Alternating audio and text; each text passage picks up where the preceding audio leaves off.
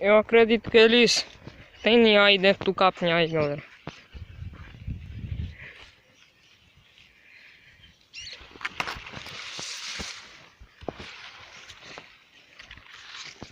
Voou. Tem uma...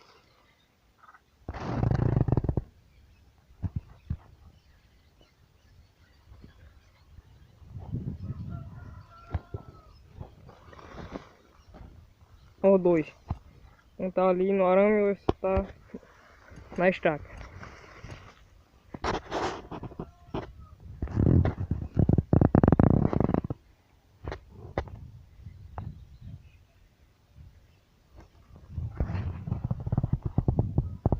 Um preto.